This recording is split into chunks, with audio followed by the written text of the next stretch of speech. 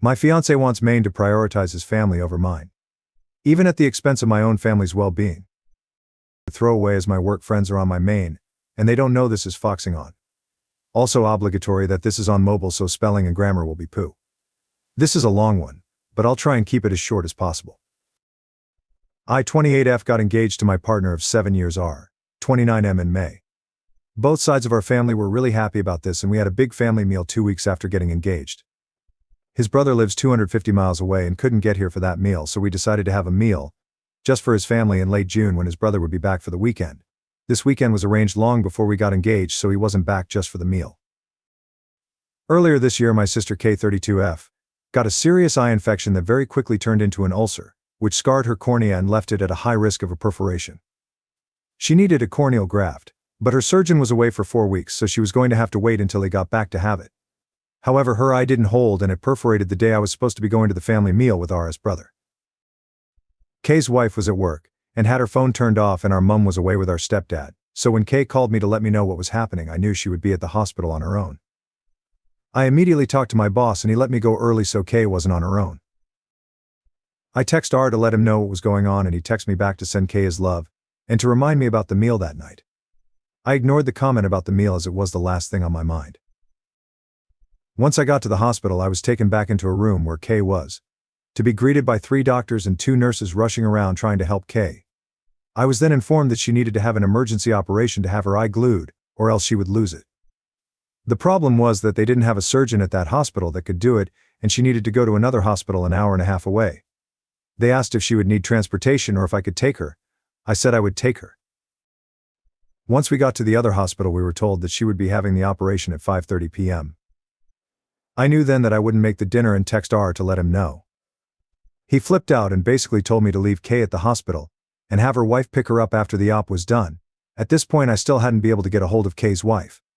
I told him that wasn't going to happen and that he was out of order to even ask me to do that. I then texted his mom and told her what was going on. She was really supportive and told me to stay with K and let her know how the op goes. A dinner can be rescheduled, K's health can't. I also spoke with his brother, who was equally as understanding. I stayed with K. Her operation was a success and I got her back home about 9 p.m. Her wife had ordered some Chinese and offered me some, which I happily accepted as I hadn't eaten since lunch. With that, I didn't get home till about 11 p.m. and R was already asleep. R was very short with me for days after, and we ended up having a huge fight where he told me that I should have put his brother and family before K. He said he was embarrassed going to the meal without me. I responded that I was embarrassed though I would put a meal before my sister's health. This led to another week of awkwardness between us before we finally sat down and we sorted it out. Or so I thought. 8 weeks ago, K got her graft, and so far everything is going really well with it. On Saturday, his brother was here, so we went out for dinner with his family. His family were all asking about how K was doing, and I showed them a picture of the stitches in her eye. I thought that everything had gone really well until we got home, and he got really angry, saying that I shouldn't have brought up K's health issues and I shouldn't have shown them the picture. I argued that they'd asked about her and asked to see the picture. It ended with him telling me that I needed to put him and his family before K, or else we weren't going to work. His family will come before mine once we are married, so I should get used to it. I went upstairs and packed a bag. I'm now at my mum's house and he's been bombarding me with texts and calls since I left. I do love him, but I will never put his family above my own family's health. I feel like he's expecting me to spend every holiday with his family and put their wants above my family's needs, which won't happen. I'm very close to my sister and my mum. That's not going to change. So I don't really know how to move forward or if I even want to. Has anyone experienced anything like this before? If so, how did you deal with it? TLDR, my fiancé got mad that I missed a dinner with his family because my sister needed emergency surgery and I was the only one available to take her. He is now insisting that I put his family before my own. I don't know how to move forward with him. Reddit, for some reason, it won't let me do a full update post, even on my own page, so I'm just going to add it to here. Thank you so much for everyone that commented. I replied to as many as I could, but I read all of them. Warning, this is going to be longer than the original post. A lot has happened. For those that just want a quick update, I left him and he's out of my house. His mum is seriously pissed at him and his brother has gone no contact with him for the foreseeable future. For those that want a longer version. Once I decided to end things with him, I knew that the main issue would be getting him out of my house. I own the house outright. My grandma died 5 years ago, and left her house to my mom, who sold it and split the money between me and my sister. I then bought my house with that money about a year after she died. I got in touch with my stepdad's friend, who is a landlord the day after I wrote my original post, who then put me in touch with his solicitor. He didn't have time to see me in person that day, but we did have a phone call where he gave me my options. In the UK we have something called a Section 8 notice. This is a 14-day eviction notice, and the solicitor said this would be the quickest way to get him out. However, he could try and contest it if he wanted to, which would lead to court dates and could take months. I asked him to draw up the notice and date it for Friday, the next day. I'd already made the decision to end things with him after work on Friday, so that he could have the weekend to sort through his emotions before work on Monday. On Friday morning I text R and asked him to meet with me at our local pub after work. He quickly agreed. Not only is the pub a public space, but my stepdad and a few of his work friends go in there every Friday after work for a few pints, so I knew he would be there to step in if I needed him. Thank you for suggesting this, Redditors. I also picked up the eviction notice on my lunch break, so I was ready to give it to him. Cost PS 250, but was worth it. When I got to the pub, R was already there and my stepdad was stood at the bar with his workmates. I sat down with R and got straight to the point. I told him that it was over. I couldn't be with someone who didn't give me any support when I was going through one of the scariest moments of my life, and expected me to drop my family for his. It didn't matter what excuses he could come up with. I wasn't interested. I'd made up my mind and we were done. He stared at me in shock for what felt like an hour, but was probably only a minute or so. He then started saying I couldn't be serious. We'd been together for 7 years and I was throwing it all away. I could never find another guy like him. I responded to the last comment with, I don't want a guy like you, that's why I'm ending it. I need someone who will support me when times get tough, not get annoyed that the world isn't bowing down to what he wants. I then handed him an envelope with the eviction notice in and my engagement ring. I told him I was giving him a few weeks to find a place and be out of my house. Then I stood up and walked over to my stepdad, who had bought me a much-needed drink, and stayed with him until my ex left, still looking in shock. I knew he wouldn't approach me whilst I was with my stepdad, as he has always been a little scared of him. This is obviously a very condensed version of what happened. Once I got back to my mom's house, I had one single text from him saying he wasn't moving out and was going to contest the eviction until I'd come to my senses and got back with him. We are not over, was how he ended the text. I just turned my phone off and decided to deal with the legal side of things on Monday. There was nothing else I could do. Saturday morning I woke up and turned my phone back on and had another text from him saying that he would move out if I paid him PS 10,000, as that's what he'd paid towards bills whilst he had lived at the house. He paid for half the electric, gas, Wi-Fi and Sky package. Note: the Sky package is only as expensive as it is because he has to have every sports channel known to man, so his half literally just paid for the sports channels. I'd already asked the solicitor about this though, and he'd assured me that I didn't owe him any money as he hadn't contributed to a mortgage or any renovations of the house. It was just general expenses. He also knew that I don't have PS 10,000 just lying around. Let's say I was irritated by this and decided to ring his mum to see if she could talk some sense into him. I'll call his mum S to make it easier. She was appalled by what I told her and said she would speak to him. She called me back about an hour later and asked me to meet her at the house. R was on an away day to watch his football team play and wouldn't be back till about 10 p.m., so I knew he wasn't there. I met her at the house with K, and S said that R's brother was on his way back home and they would have R out by the following afternoon. She hadn't even spoken to R, just his brother, but she promised he would be out. S then asked me to walk her through the house, showing her exactly what was his and what wasn't, so he didn't take anything that didn't belong to him. The next morning I got a text from R calling me all the names under the sun for getting his mum and brother involved. I blocked him, and a couple of hours later S texted me to let me know he was out and staying with her. I thanked her and she told me that she would like to stay in contact, and I happily agreed to this. I went back to my house after work on Monday, changed the alarm code, and my stepdad changed all the locks for me. My stepdad is also arranging for a friend of his to install cameras around the outside of the house. This will be done over the weekend. S rang me on Tuesday asking if we could meet up as she had some things she wanted me to know.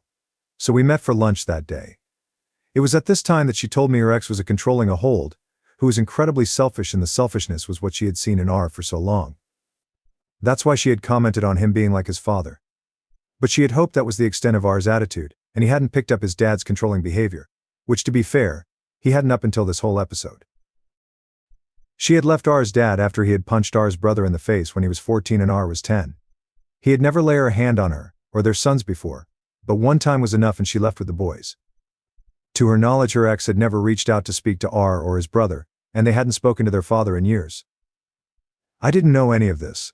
All I had been told was that their dad wasn't in the picture, and hadn't been for a long time, but S had thought I knew, and that's why she hadn't told me before. However, she had found out on Sunday night that R was back in contact with his father, and had been for the past year. His dad had been putting lots of thoughts into R's head about how he is the man of the house and his family is all that matters. This had fed into R's selfish tendencies and had amplified them tenfold. S said that she had told him to find somewhere else to stay ASAP because she couldn't even look him in the face. Then R and his brother had a huge argument that ended with his brother telling him that as long as R is in touch with their dad, then he will have zero contact with him. Even going so far as to tell him to spend Christmas with their dad because S is going to his house and R isn't welcome. When S took R's brother's side in all this, R flew into a rage and said he would move in with his dad. He then left the house but came back a couple of hours later looking like he'd been crying. Turns out that his dad doesn't want him living with him, and basically said he could be on the streets for all he cares. He's not putting a roof over a grown man's head. S thinks that R is now starting to realize everything he has lost due to him listening to his dad and has seen his dad's true colors. S is incredibly disappointed in him, but he's her son, so she is trying to be there for him as best as she can. However, she still wants him out as she doesn't trust him anymore. His brother still won't have anything to do with him. She has also told him to stay the hell away from me, as I don't need to be brought into this. And he has promised her that he will. Only time will tell if that's true. But I do have him blocked on everything, and if he turns up to the house I will just call the police to get rid of him. The more S told me about what had been going okay behind my back, the more resolute I have become about wanting nothing to do with him. I never want to see him again, if I can help it. So all in all, R's life is a shit show. But as long as he stays away from me, then I don't care. I've been spending a lot of time with my sister and her wife as well, and my mom and stepdad, which has been great. I've never really been close to my stepdad, but this has brought us a lot closer together, which has been one huge positive out of all this. I'm not exactly happy right now, but I'll get there. There's still a lot of feelings that I need to unpack, and it will take time to move on from this whole situation. I don't think I will be dating for a while. I need to really get over all this and don't want to dump this on anyone else right now. For all those asking how Kay is doing, she's doing great. Had a hospital appointment on Monday and her consultant said her eye is healing, in his words, marvelously, so that's a relief. Thank you to everyone that reached out to me. I hope there won't be any need to update this again, so this should be my final update. Comments. Comment 1. It's crazy how someone can have no contact with someone for over a decade and become his own person, just for it to get undone within a few years. The pipeline is no joke. Comment 2. Keeping him out of prison but also well monitored in therapy and far away from his father and from alcohol is probably the best move here to prevent recidivism. Who knows what kind of other tater-tots he might meet in prison? Who knows what kind of grudges might grow and what toxicity might fester? This way he's forced to avoid his one source of corruption and highly incentivized to avoid any other ones. And if he breaks a single condition of his supervision, he'll end up in there anyways. Update 1. Nah. So I 28F posted on relationship advice before about my now ex 29M. The post and update is in my profile, but basically my ex-fiancé wanted me to put his family before mine even at the cost of my sister's health. I ended up breaking up with him over it, and he was forced to move in with his mom, who then found out that he had been in touch with his abusive dad, who was twisting his view on how a relationship should work. Last I heard was that his mom was kicking him out as she would not have anyone in her house that was in contact with her ex, and that he had tried to go live with his dad, but his dad had refused. I was completely NC with him, so his mom was the one that had told me this. I'll call my ex R and ex's mom S to make things easier. I hadn't heard from R in weeks, but yesterday he showed up at my house. I had the chain on my door, so opened it with that still attached. No way would I let him in. He basically told me that he had nowhere to live. His mom isn't speaking to him and his dad won't put a roof over a grown man's head. His words, not mine. He asked if I would take him back or at least let him live with me. No way in hell would I get back with him, and getting him out the first time only went easy, because his mom stepped in to help. He had threatened to take me to court knowing that if he did it could take months to get him out, and then said he would only move if I gave him PS 10,000. I contacted his mom, who was furious about that, and she turned up with his brother and forced him out. I told him that there was zero possibility of him ever living with me again, and that we were 100% over. He started shouting at me and calling me all sorts of names, so I threatened to call the police if he didn't leave and shut the door. I have cameras all over my house, so I caught everything he did and said on camera, and have saved it to a USB just in case. He then went crying to all our mutual friends, and it managed to get back to his mom. She called me and asked what happened. I told her, and she then informed me that she had put her house up for sale and was moving 300 miles away to be nearer her other son. Her and R had a huge argument about this, and she finally kicked him out. Since then he's been couch surfing. But with Christmas coming up, his friends aren't really happy with having him on their couches when they have kids and are meant to be enjoying the festive season. He's been kicked out of 3 friends' houses in 10 days. She told me I was right to refuse him, but I've since had other friends say that they feel sorry for them, and that I can just let him stay in my spare room until he's back on his feet. I then asked them to put him up. But they said they would but don't have room, and if they had a spare room like me then they would let him stay. My family and his are on my side, but I'm starting to doubt myself with what a couple of my friends have said. So Reddit. Am I the idiot? Edit, just a quick edit as I'm going to bed. I've just spoken with the wife of one of R's friends, and she's asked to meet me on my lunch break tomorrow. Apparently R stayed with them for 2 nights before she kicked him out, and there's more going on than what I know of. She's going to tell me the full story tomorrow, but told me that I shouldn't let him anywhere near me, and that he's staying in a BB, so he does at least have a roof over his head right now. I'll try and update after I've spoken to her. Update 2. So I posted yesterday about my ex turning up at my house wanting for me to let him move back in with me. I said no, but a couple of friends thought I should let him, and that messed with my head. R is my ex. A few people told me to change my lock, say she. I did that and changed my alarm code, as well as my stepdad got his friend to put up 4 cameras around my house. I'm also going to start shutting the gate, so that no one can walk up to the house without ringing the bell there first. I put in an edit that I was going to be meeting with one of R's friend's wife for lunch today, and I have to say that it was informative for sure. I'll call her N, 30F, and her husband Z, 29M. So I went to meet her on my lunch break at a cafe near my work. It's a place that a lot of my coworkers go to, and I know the staff there as well. A few Redditors thought that she might bring R with her, so I wanted it to be somewhere I feel comfortable and have backup if needed. Turns out that I didn't need to bother about that. When I got to the cafe, N was there on her own. I grabbed some lunch and a drink and sat with her. We went through the usual small talk before she started telling me what had been going on. R rang Z on Thursday morning saying he had nowhere to go and could he stay with them for a few days. Z spoke to N and they agree he could stay in their guest room. R went to their house after work and they had a long talk where R told them he has a flat lined up but can't move until January. Z and N agreed to let him live with them until January as long as he followed some basic rules and paid for his own food. The rules were things like no bringing women back there, and if he went out drinking he had to be quiet when he got back so he didn't wake their daughter who's 6. He agreed to all this and paid for a Chinese for them all that night. The next day after work R went to meet his dad in the pub for a few pints. When Z and N went to bed R still wasn't home. They were woken up at about 2 in the morning by R arguing with a woman. Apparently R had met this woman in a bar, took her back to Z and N house, got his pleasure and then told her to get dressed and fuck off once he was done. She had gotten angry, which started an argument where R was saying some horrific shit to her. N took the woman downstairs and got her a taxi, while Z stayed upstairs arguing with R. Once N had got rid of the woman she went back upstairs and tried to calm Z and R down. At this point R decided to take out his frustrations on N, calling her a bitch and telling her to do something useful and make him a sandwich before bursting out laughing like he'd made the funniest joke ever. This made Z lost it and pinned R to the wall by his throat.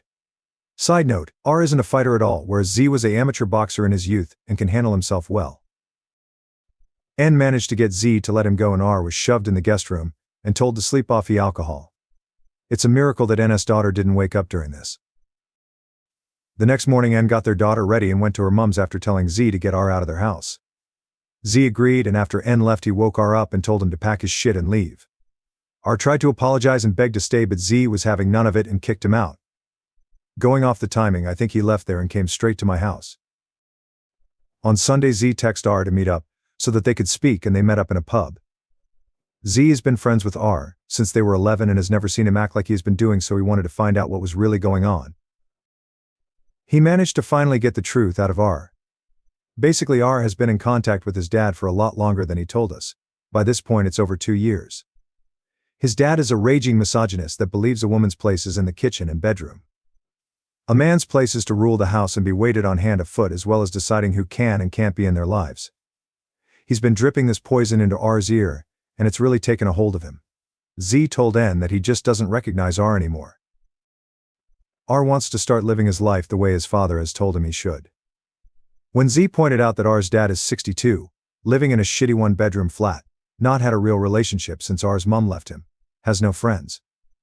His family doesn't speak to him, and that he's the type of guy that when he walks into a pub people finish their pints so they can leave and get away from him, R was furious. He told Z that his dad is just misunderstood.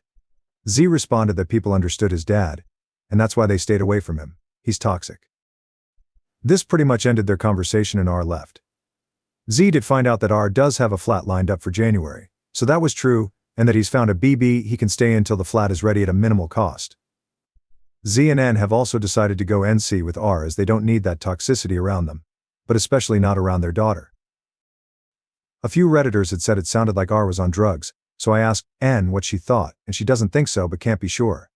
She and Z think that R is just so far under his dad's thumb now that he's completely changed as a person. He believes that everything his dad says is gospel. She did let me know that R has a burner IG account that he is using to check on my IG, and I immediately made my account private. He had said something about seeing me waste money on a stupid amount of Christmas presents when I couldn't even help him out to Z on Sunday. I'd been to a Christmas market on Saturday afternoon, and had posted pics on IG. All of this just made my resolve stronger that he will not be getting anywhere near my house again.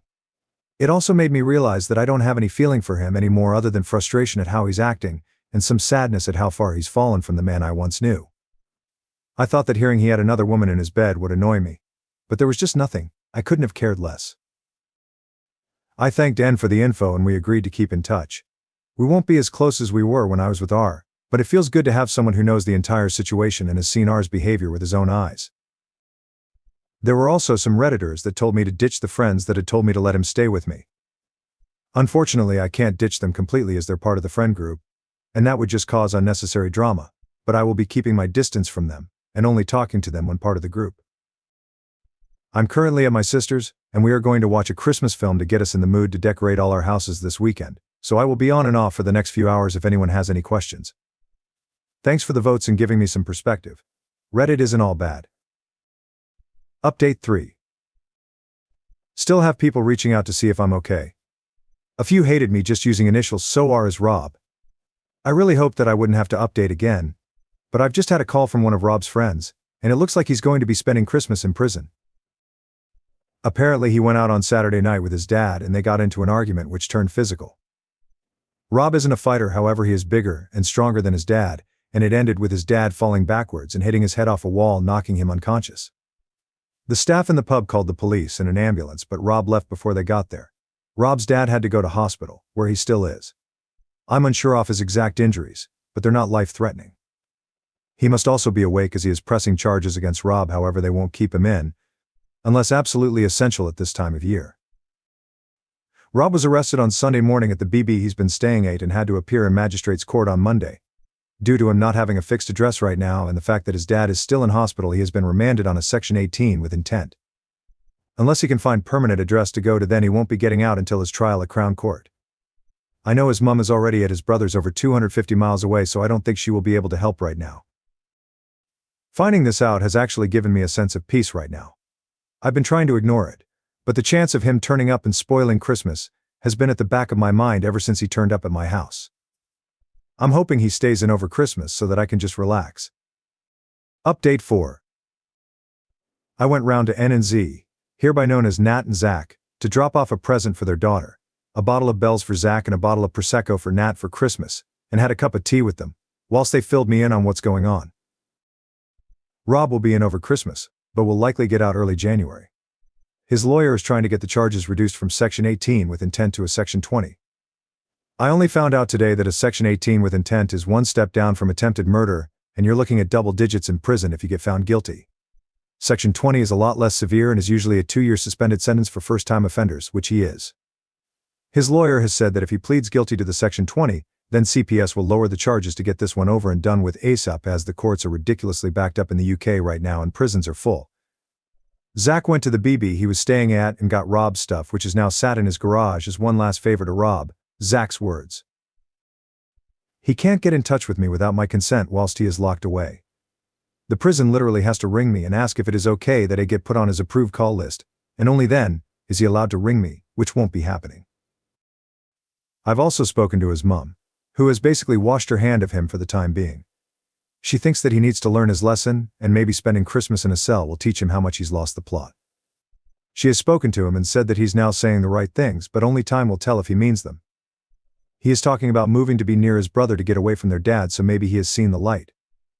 His brother has refused to go onto his call list, so Rob can't contact him, so I don't know how that will work. As for his dad, he is still in hospital with a broken hip, and has had to have surgery to fix it. The broken bone and head injury is why the charges are so high right now. I feel like a weight has been lifted off my shoulders, knowing he can't ruin my Christmas. I'm just about to pack everything into the car and go and stay at my mum's until January 2nd, but thought I'd finish the year off letting everyone who's helped me and supported me through this know what's going on. Merry Christmas to everyone that celebrates it, and hope everyone is doing well. Update 5. Rob spent Christmas on remand in prison. He didn't get out until the second week of January, and that was only because his mum agreed to let him stay with her again. He had his plea hearing the first week of February, where he pleaded guilty to a Section 20 assault. He then had to wait until last week to get his sentencing court date. I didn't know how much actually goes into sentencing.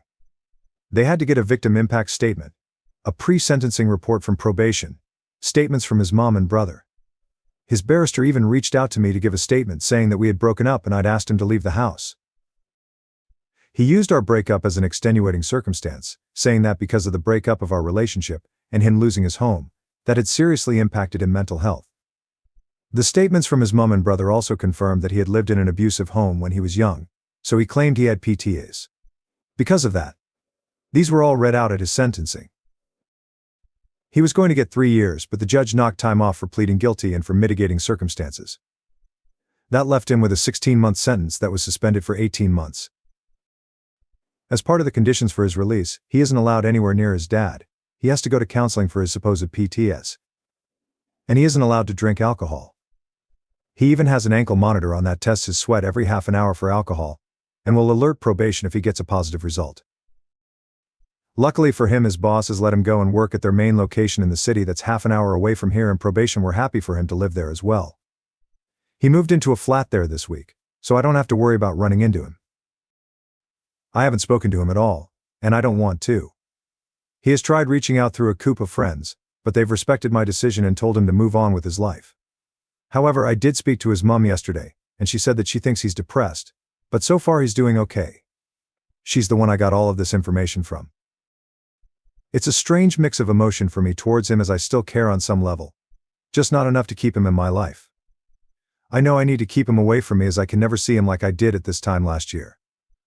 It's crazy to think that it's only been a year since we got engaged. So much has happened. Other than those mixed emotions, I'm doing well. I've been hanging out with my sister and her wife a lot more, as well as catching up with friends. I'm still working at the same place, and I don't see that changing anytime soon. For the people asking about my sister, she's doing good. She had a setback last month, but she seems to be over that now, and has just been approved to have some form of newish stem cell treatment at the UK's biggest eye hospital. Which is fab news. She tried to explain it to me, but it involves them taking her blood and putting it into her eye, which grossed me out, so Elle told her to stop. However, because she's my sister, she then sent me pictures of what they do, and Mum had to step in and tell her to stop. No matter how old we get, I don't think we will ever stop trying to annoy each other. So all in all, I think we're all moving on with life. Unless there's something big happen, then this should be my last post. I really want to thank everyone for their kind words and support. This has restored my faith that there are still good people out there.